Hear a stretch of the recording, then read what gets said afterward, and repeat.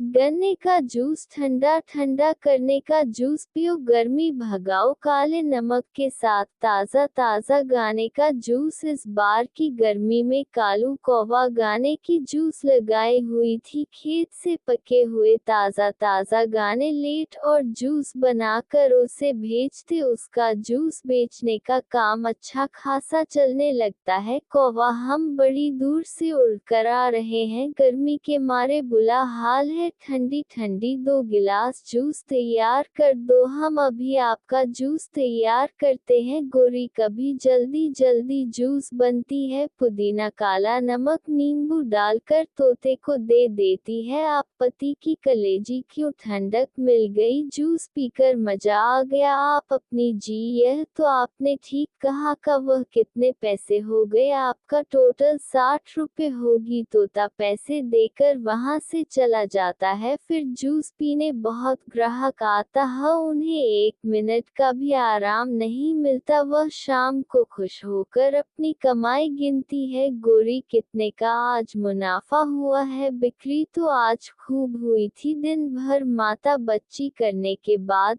थोड़ा ही मुनाफा हुआ है। गोरी, थोड़ा ही सही, हम बेरोजगार तो नहीं है ना, जंगल में अब हमारी जूस की दुकान होगी और अच्छी चलेगी, तुम चिंता मत करो। ऐसे खाना खाकर वह दोनों सो जाती है। फिर एक शाम गौरी कवि की माँ उससे मिलने आता हूँ, आओ आओ माँ, अचानक से कैसे आना हुआ। गोरी, बेटी, मैं बड़ी खुशनुकार घर से लाए, पर यहाँ तो सब वही पुराना है। क्या तेरी गाने के जूस बंद हो गई? नहीं मन, दुकान तो अच्छी चल रही है, फिर तेरा घर अब तक नया क्यों नहीं है, छत टूटी हुई है, घर में कुछ है ही नहीं, पड़े हैं गाने, नींबू को देना, सब मशीन चलाएं या फिर नया घर बनाएं, मैं अपने शौक कहाँ से पूरे करूं। बहू, काले दामाद तो बहुत भोले हैं, हर चीज में से पैसे निकालना जानते थे, कालू को मेरे साथ भेज, मैं कुछ देता हूँ जो। फिर कालू का हुआ, मामा उसे एक थैली देती है, घर जाकर पूरा पानी में भिगो देना, यह केमिकल गाने का जूस जैसा सबको लगेगा। मेरे ससुर जी तो यही मिलकर गाने का जूस बेचते थे और देखो अभी कितनी तरक्की की है, अगर यह खत्म हो गया तो कहाँ से लूं, जंगल में आसानी से मिल जाता है, यह केमिकल है। ऐसे कालू को वह केमिकल का चूरा अपने घर ले आता है। गोरी थोड़े से पानी मिलाकर उसे चक्कर दे देती है, स्वाद भी अच्छा है, गाने का रस बन गया, ले जाएंगे और सभी पक्षी को यही देंगे। फिर कालू गोरी दूसरे दिन केमिकल का जूस बेचता है, अपनी दोनों बच्चों के साथ जूस पीने आती है। कालू, गोरी सब आपकी गाने की जूस की बहुत तारीफ करती है, मुझे भी दिन गिलास जूस बना दो और 10-10 वाले देना मुझे और मेरे बेटियों को, गर्मी लग रहा है, ऐसे में ठंडा ठंडा जूस पीना चाहिए, लो आपकी 10-10 वाले 3 गिलास। रानो अपने बच्चों को जूस पिलाकर वहां से ले जाती है। अब ना तो कौवा को गाने लाने पड़ते हैं और ना ही मशीन का खर्चा, वह खूब मुनाफा कमा रहे थे, 1000, 2000, 5000 दिए हुए पूरे 10,000। कालू जी, आज तो पूरे 10,000 हुए, मेरी माँ का आइडिया कितना कमल का है। गोरी, कल मैं घर को नया बनवा लेती हूँ, हमारा घर कितना पुराना है। नाना, कालू जी अभी बरसात के समय में बहुत ठंड है, मैं अपने लिए सोने के झुमके ले लेते हूँ। फिर अगले दिन वह अपने सोने के झुमके लेने दुकान चली जाती है, गले का सुंदर सा हार लेने दुकान पर जाते हैं। आज तो जो कोई भी उसे देखा तो देखा ही रह जाता। गोरी, मुझे एक बीच वाला गाने का जूस दे दो, कुलुक बहन करने का जूस 20 वाला ताज़ा ताज़ा, तुम्हारा असली सोने को जो है, हमारी गाने की जूस की दुकान बहुत अच्छी चल रही है, मैं कल ही बनवाए हैं सुंदर से, अब 1 गिलास जूस मुझे पैक कर दो, मेरा बेटा पिएगा का जूस है, साथ ही साथ किया जाता है। कालू भैया, थोड़ी बर्फ ज्यादा डाल दो, मेरा मुन्ना पड़ेगा, मैं अक्सर घर ले जाकर ही जूस पीता, आप जल्दी से दे दे। कव्वाली उसी को घर के लिए 1 गिलास जूस दे देता है। घर पहुंचकर लूसी अपने बेटे को जूस पिला देती है। जूस पीने के कुछ देर बाद ही उसका बेटा दर्द से रोने लगता है। बेटा आपको क्या हो गया, आप रो क्यों रहे हो? मामा मेरे पेट में ऐसा लग रहा है कि पत्थर बन गया है, मेरा पेट दुख रहा है, लगता है पेट में कुछ जम गया। कबूतर की भी घर पर नहीं है, चिड़िया को बुलाकर लाती हूँ, ना जान मेरी मुन्नी को क्या हो गया। घबरा हीम हुई रूसी दोनों को बुलाने के लिए जाता है, उसका दरवाजा जोर जोर से हो जाती है। रानो बहन दरवाजा खोले, क्या बात है लकी, सब तो ठीक है, तुम क्यों रो रही हो? मेरा मुन्ना बहुत गंभीर में है। कबूतर की काम के सिलसिले से बाहर गई है, मैं अकेली क्या करूं? लूसी घबराओ नहीं, हम मुन्नी के डॉक्टर के पास ले जाते हैं, तुम चिंता मत करो, मुन्नी को कुछ नहीं होगा।